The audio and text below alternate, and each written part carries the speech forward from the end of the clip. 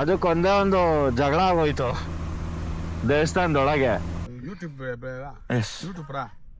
Yes sir.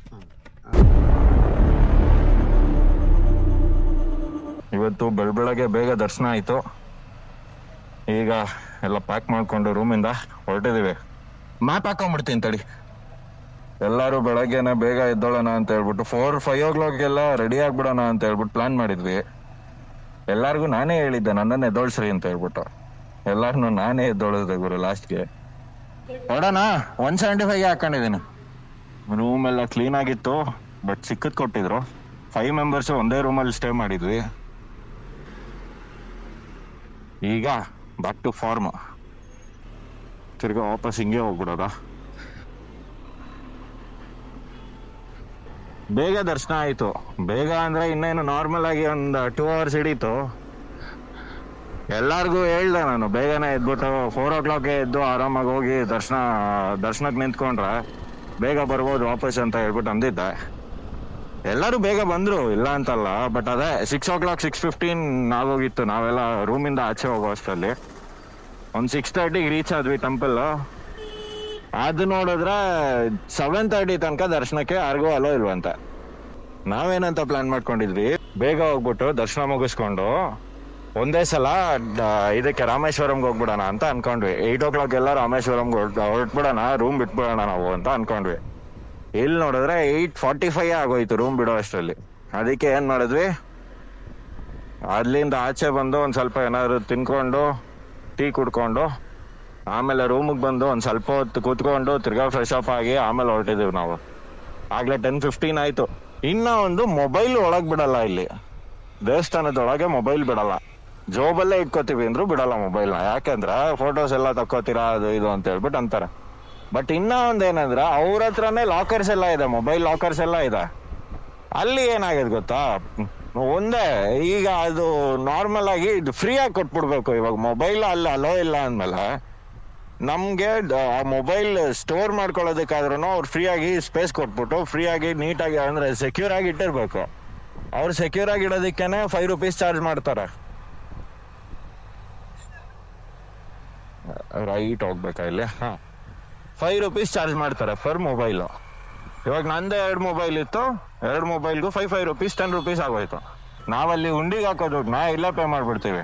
ಅವ್ರ ಹತ್ರ online ಇಲ್ಲ, ಓನ್ಲಿ ಕ್ಯಾಶ್ ಅಂತೆ. ಆನ್ಲೈನ್ ಪೇಮೆಂಟ್ಸ್ ಯಾವುದೇ ಅಕ್ಸೆಪ್ಟ್ ಮಾಡಲ್ಲ ಅವರು. ನೋಡಿ, ಇದೇ ಗೋಲ್ಡು ನಮ್ಗೆ. ಏನಾದ್ರು ಲೇಟಾಗಿ ಬಿಟ್ಬಿಟ್ರೆ ಈ ಟ್ರಾಫಿಕ್ ಸಿಗಾಕೊಂಡು ತೊಂದರೆ ಅನುಭವಿಸ್ಕೊಂಡು ಕೂತಿರ್ತೀವಿ ಯಾವಾಗ್ಲೂ.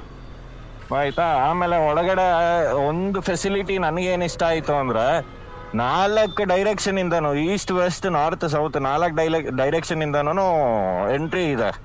ಎಲ್ಲಾರ್ಗು ಎಂಟ್ರಿ ಕೊಡ್ತಾರೆ. ಅದೊಂದು ಸ್ಪೆಷಾಲಿಟಿ ಅಂತ ನನಗನ್ನಿಸ್ತು.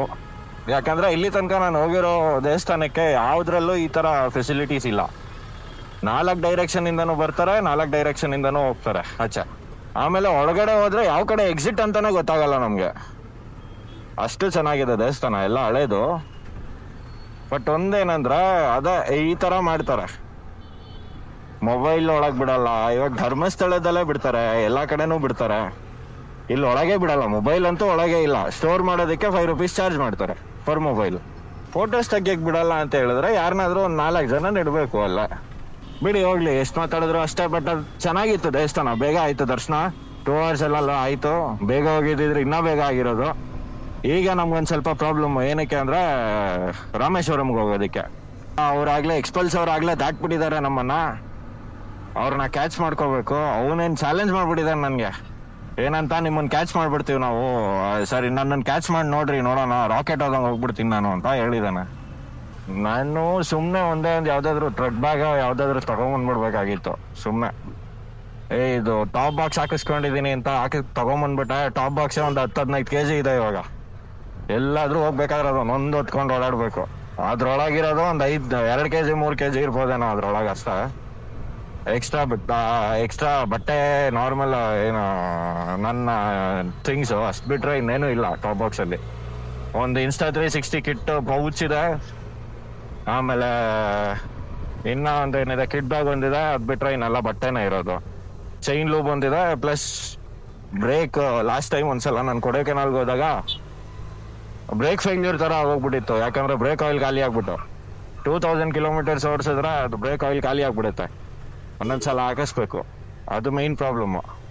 ನೋಡೋಣ ಅವ್ರನ್ನ ಕ್ಯಾಚ್ ಮಾಡಕ್ ಆಗತ್ತಾ ಅಂತ. ಹತ್ತತ್ರ ಒಂದು ಹಾಫ್ ಅನ್ ಅವರ್ ಮುಂಚೆನೆ ಹೊರಟ್ರು ಅವರು.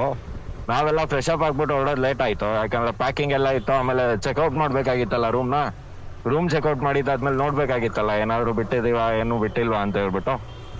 ಅದೆಲ್ಲ ನೋಡೋದು ಒಂದ್ ಸ್ವಲ್ಪ ಲೇಟ್ ಆಯ್ತು. ಎಕ್ಸ್ಪಲ್ಸ್ ಅವರು ಹತ್ತತ್ರ 45 ಕಿಲೋಮೀಟರ್ಸ್ ದೂರ ಇದ್ದಾರೆ ಗುರು. ಅಂದ್ರೆ ಒಂದು ಹಾಫ್ ಅನ್ ಅವರ್ ಬೇಗ ಬಿಟ್ರಲ್ಲ ಅವರು. 50 ಕಿಲೋಮೀಟರ್ಸ್ ನಾವು ಇವಾಗ ಕವರ್ ಮಾಡ್ಬೇಕು. ಅದು ರೋಡ್ಸ್ ಒಂದ್ ಸ್ವಲ್ಪ ಇಲ್ಲಿ ಈಗ ತುಮಕೂರು ರೋಡ್ ಇದ್ದಂಗಿದೆ, ಫಾಸ್ಟಾಗಿ ಹೊಡಿಯೋಕ್ಕಾಗಲ್ಲ. ಹೈವೇಲ್ ಆದ್ರೆ ಆರಾಮಾಗಿ ಹೊಡೆದ್ಬಿಡ್ಬೋದಾಗಿತ್ತು, ಇವಾಗ ಹೊಡಿಯೋದಕ್ಕೆ ಆಗಲ್ಲ. ಆದಷ್ಟು ಕವರ್ ಮಾಡೋಣ ಬನ್ನಿ. ಅವರು ರಾಮೇಶ್ವರಂ ದೇವಸ್ಥಾನಕ್ಕೆ ಹೋಗೋಕ್ಕಿಂತ ಮುಂಚೆ ರೀಚ್ ಆಗೋದಕ್ಕಿಂತ ಮುಂಚೆ ನಾವು ರೀಚ್ ಆಗಿರ್ಬೇಕು. ಅವಂದು ಮತ್ತೆ ಧನುಷ್ದು ಒಂದ್ ಸ್ವಲ್ಪ ಇದಿದೆ, ಏನೋ ಚಾಲೆಂಜಸ್. ಆ ಚಾಲೆಂಜಸ್ ಅವನು ಕಂಪ್ಲೀಟ್ ಮಾಡ್ಬೇಕು, ಇಲ್ಲಾಂದ್ರೆ ಧನುಷ್ ಕಂಪ್ಲೀಟ್ ಮಾಡ್ಬೇಕು, ಎರಡರಲ್ಲಿ ಒಂದು. ಇದು ಯಾವ್ದೋ ಊರ್ ರೋಡಿಗೆ ಬಂದ್ಬಿಟ್ಟಿದೀವಿ. ಅಲ್ಲೇ ತೋರಿಸ್ತು ನನ್ಗೆ, ಡಿವಿಷನ್ ತೋರಿಸ್ತು. ಅಲ್ಲಿ ಲೆಫ್ಟ್ ಹೋಗಿದ್ರೆ 11 ಮಿನಿಟ್ಸ್ ಫಾಸ್ಟರ್ ಅಂತ ಹೇಳ್ಬಿಟ್ಟು ತೋರಿಸ್ತು. ನಾನೇನ್ ಮಾಡ್ದೆ, ಇವರೆಲ್ಲ ಇದೇ ರೋಡಲ್ಲಿ ಬಂದಿರ್ತಾರಲ್ಲ ಅಂತ ಹೇಳ್ಬಿಟ್ಟು ಇದೇ ರೋಡಿಗೆ ಹೇಳ್ಕೊಂಡೆ. ಆದ್ರೆ 175 ಕಿಲೋಮೀಟರ್ಸ್ ಅಲ್ಲಿ, ಅಂದ್ರೆ 175 ಕಿಲೋಮೀಟರ್ ಡಿಸ್ಟೆನ್ಸ್ ರೋಡಲ್ಲೇ ಹೋಗ್ಬೇಕು ಅಂತ ಹೇಳ್ಬಿಟ್ಟು ಧನುಷ್ ಅಂದ. ಅದಕ್ಕೋಸ್ಕರ ಅದೇ ರೋಡ್ ನಾನು ಹಾಕೊಂಡೆ. ಅವ್ರು ನೋಡಿದ್ರೆ ಅಲ್ಲಿ 11 ಮಿನಿಟ್ಸ್ ಫಾಸ್ಟರ್ ರೋಡ್ಗೆ ಹೋಗ್ಬಿಟ್ಟಿದ್ದಾರೆ. ಆ ಕಡೆ ನಾವು ರೈಟ್ ತಗೊಂಡ್ವಿ, ಅವ್ರು ಲೆಫ್ಟ್ಗೆ ಹೋಗ್ಬಿಟ್ಟಿದ್ದಾರೆ. ಈಗ ನಾವು ಅದನ್ನ ಕೋಪ್ ಅಪ್ ಮಾಡ್ಕೋಬೇಕು, ಕವರ್ ಮಾಡ್ಲೇಬೇಕಟ್ ಎನಿ ಕಾಸ್ಟ್. ಇಲ್ಲಾಂದ್ರೆ ಅವ್ರು ಬೇಗ ಹೋಗ್ಬಿಟ್ಟು ಚಾಲೆಂಜ್ ವಿನ್ ಆಗ್ಬಿಡ್ತಾರೆ. ಚಾಲೆಂಜ್ ವಿನ್ ಆಗ್ತಾರೆ ಅನ್ನೋದಕ್ಕಿಂತ ಎಲ್ಲಾರ ಸೇಫ್ಟಿನ ಇಂಪಾರ್ಟೆಂಟ್. ನೋಡ್ಬೇಕು ನಾವು. ಈ ಎಡ್ಜಸ್ ಅಲ್ಲಿ ಮಣ್ಣೇನಾದ್ರು ಇದ್ಬಿಟ್ರೆ ಲೀನ್ ಮಾಡೋದಕ್ಕೂ ಭಯ ಆಗ್ಬಿಡುತ್ತೆ ಒಂದೊಂದ್ಸಲ. ಈ ಸೈಡ್ ಎಲ್ಲ ನಮ್ಗೆ ಏನದ್ ಲ್ಯಾಂಗ್ವೇಜಸ್ ಗೊತ್ತಿಲ್ಲ, ಯಾರಿಗೂ ಗೊತ್ತಿಲ್ಲ. ಒಂದ್ ಸ್ವಲ್ಪ ಮ್ಯಾನೇಜ್ ಮಾಡೋ ಅಷ್ಟು ಲ್ಯಾಂಗ್ವೇಜಸ್ ಅಷ್ಟೇ ಗೊತ್ತಿರೋದು. ಅದಕ್ಕೊಂದೇ ಒಂದು ಜಗಳ ಆಗೋಯ್ತು ದೇವಸ್ಥಾನದೊಳಗೆ. ಏನಾಯ್ತು, ನಾವೊಂದ್ ಸ್ವಲ್ಪ ಬೇಗ ಹೋಗ್ಬೇಕು ಅಂತ ಹೇಳ್ಬಿಟ್ಟು ನಾವೇನ್ ಮಾಡಿದ್ವಿ, ಒಂದಿಬ್ರು ಓವರ್ಟೇಕ್ ಮಾಡಿದ್ವಿ. ಅವ್ರ ಬಾಯಿಗೆ ಬಂದಂಗ್ ಬೈತಾವ್ರೆ ಗುರು. ನಮ್ಗೇನು ಅರ್ಥ ಆಗ್ತಿಲ್ಲ. ಬೈದ್ರೆ ಬೈಕೊಳ್ಳಿ ಅಂತ ಹೇಳ್ಬಿಟ್ಟು ನಾವು ಸುಮ್ನಾಗಿದ್ದೀವಿ. ಎಷ್ಟು ಸಲ ಬೈದ್ರು ಅಷ್ಟೇ, ನಾವೇನ್ ತಲೆನೇ ಕೆಡಿಸ್ಕೊತಿಲ್ಲ. ಅವ್ರು ಬೈದ್ರೆ ಬೈಕೊಳ್ಳಿ ಅಂತ ಹೇಳ್ಬಿಟ್ಟು ಸುಮ್ನಾಗ್ಬಿಟ್ವಿ. ಆಮೇಲೆ ತಿರ್ಗಾ ಹಿಂದೆ ಕಳ್ಸೋ ತನಕ ಬಿಡ್ಲಿಲ್ಲಪ್ಪ ಅವರು. ಹಿಂದೆ ಬಂದಾದ್ಮೇಲೆ ಸೈಲೆಂಟ್ ಆದ್ರು. ಸೈಲೆಂಟ್ ಆಗೋದು ಅಂದ್ರೆ ಒಂದು 2 ಮಿನಿಟ್ಸ್ 3 ಮಿನಿಟ್ಸ್ ಆದ್ಮೇಲೆ ಸೈಲೆಂಟ್ ಆದ್ರು. ಅಲ್ಲಿ ತನಕ ಸೈಲೆಂಟ್ ಆಗ್ಲಿಲ್ಲ.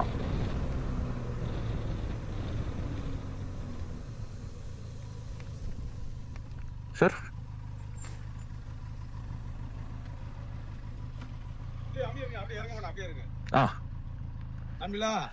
English Kannada YouTube yes sir.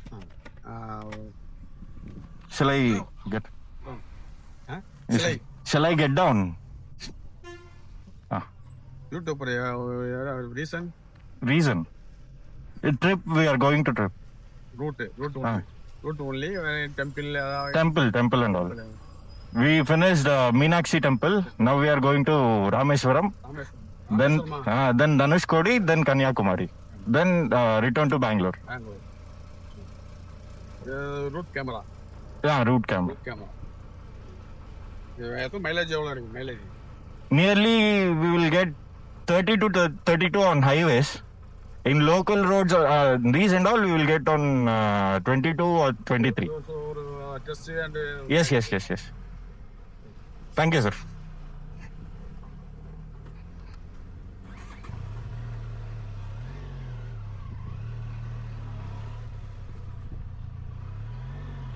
ಬನ್ರಿ ಹೊಡೋಣ.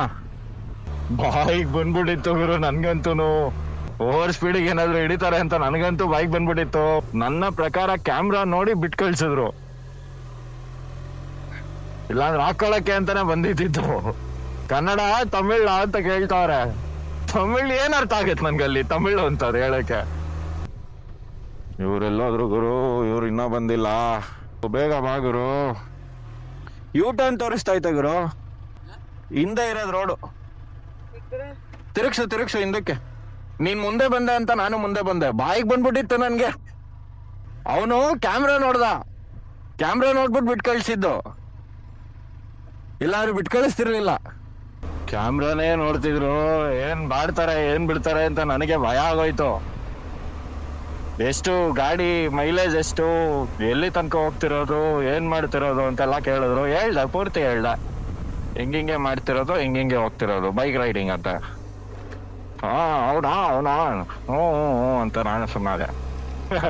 ಲೈವ್ ಎಕ್ಸಾಂಪಲ್ ನಿಮ್ಗೆ ಯಾವ ಲೆವೆಲ್ಗೆ ನಮ್ಗೆ ಮಾತಾಡಕ್ ಬರುತ್ತೆ ಅಂತ. 3 ಕಿಲೋಮೀಟರ್ ಸ್ಟ್ರೈಟ್ ಅಂತ.